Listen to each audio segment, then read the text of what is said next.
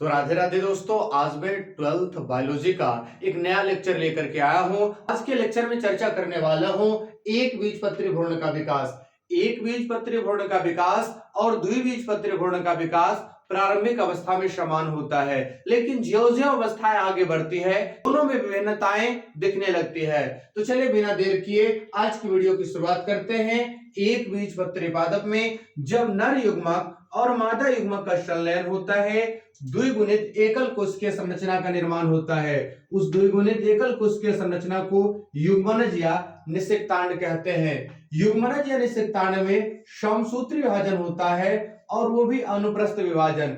इससे दो कोशिकाएं बनती है, एक छोटी कोशिका एक बड़ी कोशिका। छोटी कोशिका जो निभाग के तरफ होती है उसे अंतस्थ कोशिका, और बड़ी कोशिका जो बीजाणु द्वार के तरफ होती है उसे आधार कोशिका। अंतस्थ कोशिका में अनुदैर्घ्य विभाजन व आधार कोशिका में अनुप्रस्थ विभाजन से चार कोशिकीय कैपिटल टी अक्षर के आकार की एक संरचना बनती है, जिसे बाल भ्रूण कहते हैं। जिसे बाबू बाल भ्रूण कहते हैं।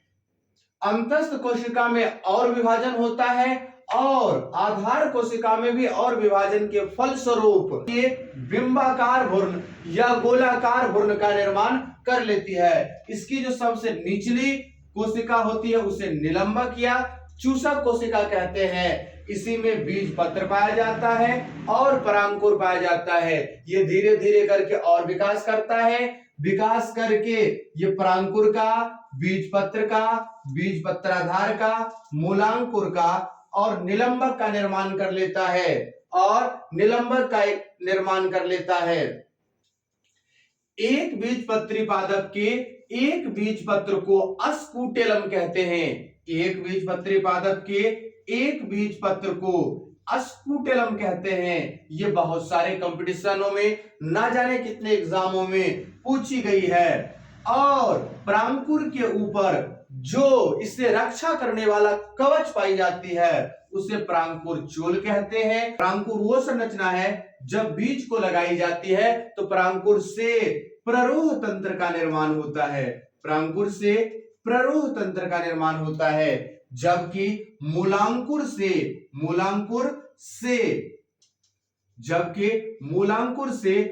तंत्र का निर्माण होता है। मूल तंत्र का निर्माण होता है। मूलांकुर के ऊपर मूलांकुर चोल होता है जो इसे रक्षा करने का काम करता है। मूलांकुर के ऊपर मूलांकुर चोल होता है जो इसे रक्षा करने का काम करता है। इसके जस्ट नीचे मूल गोप पाई जाती है। एक बार और समझा दें हम आपको तो फिर वीडियो को समाप्ति की ओर ले चलेंगे। चलिए आपको समझा देते हैं।